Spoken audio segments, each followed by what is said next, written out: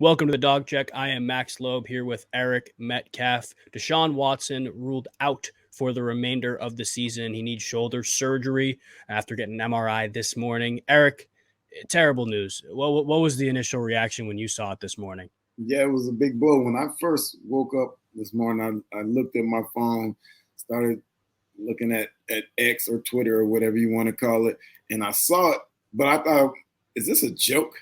Yeah.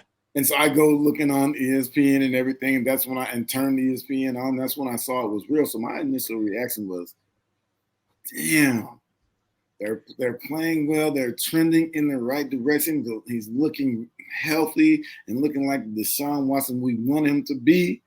And now this, right? And so I was shocked and just looking like, how does this season go from here on out? Where do we go? Who do you start? Do the guys still feel like they can win and so forth? And so there was a lot of emotions and things going on through my head. Yeah, I am 100% with you. When I got a tweet notification from Mary Kay Cabot this morning, and I was like, that's weird. That's not real, right? And I clicked on it and I refreshed it. And I went over to, I think it was Ian Rappaport or Adam Schefter, and I saw that too on theirs. And I was like, whoa, like, because we were under the assumption even yesterday, like he's going to play this Sunday. He's getting an MRI on the ankle, but he'll probably be okay. Won't miss much time. And then you discover that with the shoulder, and you're like, oh, it's good they're getting ahead of it, and it's good they're doing the surgery so it doesn't turn into more of a long-term thing. But man, is that a deep blow for this team. It is, like I said, they're in the thick of a fight for the division. And so to have it on a Wednesday, last moment, I mean, I'm sure these guys knew yesterday or found out yesterday, but for us to hear it today is kind of a blow. But, I still feel good about it. I still think this defense is a team that travels and can win a lot of games and still get them to the playoffs. It's a matter of the offense just taking care of business with the ball and taking care of the ball as well, because if you don't do that, you're going to put too much stress on the defense. Then it's going to be hard. Yeah, it will be hard. And you look at the quarterbacks the Browns have. Obviously, they won a couple games with PJ Walker, but he turned the ball over 5 or 6 times, and now they're leaning on Dorian Thompson-Robinson to start this Sunday against the Steelers. Kevin Stefanski said it earlier today. It's his first, I think we can say, real start, because the 3 hours notice against the Ravens was a little bit of a self-sabotage for the Cleveland Browns. But now you have a full week of preparation for Dorian Thompson-Robinson. I feel like this is a matchup where you actually get to gauge what he can do within this offense, because the preseason was awesome from him. It's the reason they traded away their backup, Josh Dobbs. Yeah, when I look at it, when I think about DTR playing, I think about it's his running ability that adds another dynamic to this offense, because when you're talking about the Steelers, they're going to do a lot of blitzing. They're going to come from all over the place. And so you're going to have to show some escapability. And especially if we don't have all our linemen back, you're going to have to show some escapability and make plays with your legs if you're not doing it with your arm. And so I think that gives them a better chance in that regard, where you have, talking about the running game, you have more looks. You got to look at him, or is he actually going to hand the ball off when we're talking about RPOs and things like that? Yeah, and that keeps the defense on your toes. It keeps those pass rushers honest too, because if you're the Steelers and you're licking your chops against the team that doesn't have Jedrick Wills, DeJuan Jones is banged up. We don't even know if he's going to play. You got 2 guys on the outside who can get after the quarterback to begin with against some of the league's best tackles, and now you have backup offensive tackles and a second or even third string in some eyes, a quarterback come in, like guys like TJ Watt and Alex Highsmith. They got to be licking their chops. So making life easier for them would be enormous. Obviously, staying ahead of the chains. It's the same stuff we harp on all the time. Make life easy for the quarterback, make the reads simple, and offensively, again, they'll be fine. They just need to play sound football. Don't beat yourself, and you can beat the Steelers team. Yeah, limit the turnovers. And that's just yesterday I was talking about. Now that Deshaun was playing well, what poison do the Steelers pick as far as what they try to stop? Do they try to stop the run or the pass? Now going forward, I think they're going to just say, you can't run the ball.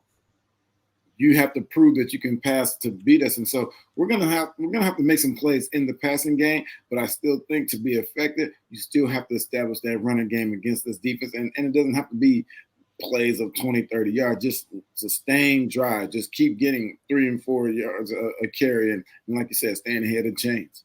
Yeah, that's going to be instrumental, especially against a team like the Steelers. Like we talked about, who will capitalize on mistakes. Mistake-free football will lead the Browns to a win, regardless of who is at quarterback. I mean, you think about the last time these guys played. We talked about it last time. Like the Steelers scored, I believe, 12 offensive points against the Browns, and they won 26-21, I believe was scored. But limit the turnovers. Don't let the defense score 2 touchdowns. You win the game. Like, it doesn't have to be super complicated, and staying ahead of the chains is huge. While we're on the topic of everybody within this Browns organization, the leadership element of Deshaun Watson, of the quarterback position, is kind of gone, at least on the field, and especially on the offensive side of the ball. Who are you looking at to step up as a leader? When I think about it, I think about Joe Bitonio, someone who's been there, through the lean years and going to the playoffs as well. So I think about him being a leader because he's a stalwart on that offensive line, and he's been. And so I think he's a guy who can lead this team and rally the troops, because when it's all said and done, we have everything except obviously Nick Chubb and Deshaun, but we're still able to run the ball well. We can put DTR back there, and we can still run the ball well. And so it's a matter of keeping these guys together and believing that they can go out there and take care of business. Yeah, believing is half the battle, and when you got a team that's riddled with injuries on the offensive side of the ball, that can take you a long, long, long way. Before we look about the rest of the season, I want to ask you, Eric, if Dorian Thompson-Robinson, it doesn't work out, and the Browns feel like they can look elsewhere quarterback, meaning the free agent market, is there a guy that you have your eyes on, or guys plural, I guess? No, I haven't. I thought about it, but then I was thinking, if there's someone sitting at home, he hasn't been playing. Yeah.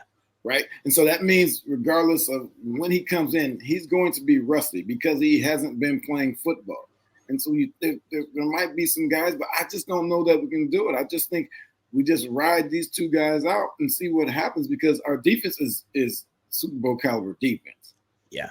And our run game is as well. It's just a matter of being able to make some throws. And I think if these guys play, whether it be DTR or PJ Walker, I think if we're able to establish the run game on any and everybody, they can make some passes that can win football games. And so that's what I'm looking forward to, just these guys just moving forward with what we have and taking care of business. Yeah, I completely agree. And I will say plan A and plan B, I guess, have to be Dorian Thompson-Robinson and PJ Walker. If there were to be a plan C, one name, I actually heard Andrew Berry name drop in a different context, somebody who's been in this situation before, who stepped in when your quarterback has gone down with a season-ending injury and you have a Super Bowl caliber defense and roster. Again, he's on the street, right? He's not playing. He's rusty. Nick Foles. I think he's been here before, and if you need a veteran presence to step in, I know some people are talking about Matt Ryan and Brett Ripon, like guys like that. You can look at them and say, okay, maybe they come in and be productive. But Nick Foles, to me, if the Browns do look for an option not on the team right now, has been there before. He's done this before, and he's wound up with a Lombardi trophy on his hand. I do think that Eagles team was a little bit better than this Browns team, but he's done it before. But when he did it before, he was there. That's a good point. He was there and had gone through camp and been through everything. And so preseason, and he was there. So he had been playing football. We're talking about somebody now who's sitting up on the couch clicking his remote. Yeah. Right. And I don't think, unless he got a call, he might be outside in his backyard throwing through some tires now. Yeah, that's true. But he hasn't really been throwing the football with that speed, that velocity, with defenders coming at him and trying to learn a playbook at the spur of the moment. And so yeah, it would be tough. I mean, I'm sure if they gave him a couple of weeks to get through it, but say we do give him a couple of weeks to get through it, we sign him and give him a couple of weeks to get through it, and DTR or PJ Walker is winning games. Why do we do it? Exactly. Right. And so it's like a double-edged sword. What do you do? Right? You want to be the best you can be at that position, but at the same time, you want the team to keep rolling as it has been. Exactly. As we look towards the future as well, the brighter spot for the Browns is that they're towards the weaker point of their schedule. Obviously, they have a tough game against the Steelers. The week after that, they travel to Denver. The week after that, they travel to Los Angeles to play the Rams. Then they host the Jaguars and the Bears in back-to-back weeks. They travel to Houston to play the Texans. They host the Jets on Thursday, and then to finish the season, they travel to Cincinnati. Obviously, not an easy schedule. None of those teams are really pushovers except for maybe Chicago. But you look at every single one of those games, it's a game you feel like they can win, or you play a team that you have beaten before. What do you think about the outlook for the rest of the season? I'm on the mindset right now that we can't even look that far ahead in this schedule. Right? Yeah. We have to take it one game at a time because we don't know what we're going to get from the quarterback position. Right? Yeah. So we know we'll get from the defense. We know what we can get from our running game if everything is successful. But we don't know what we're going to get from the quarterback position. So when you talk about the entirety of the schedule based on records, you're right. It is weak. But this is the National Football League. Yeah. And they get paid also. And they're pros as well. And so when they see, say, a DTR, PJ Walker back there, especially these defenses, they're going to say, let's prove that they can beat us. And so they're going to approach it differently. And so that's why I say we have to take it one game at a time and just prepare for each team like it's our only game of the season, because that's what's going to determine the outcome of this year. Yeah, that will determine the outcome of this year for sure. And you're right. You can't look past this Pittsburgh team, especially, with how they've been playing, the way they win games. Right. It's going to be a bloodbath. Regardless of who's playing quarterback, it's going to be close.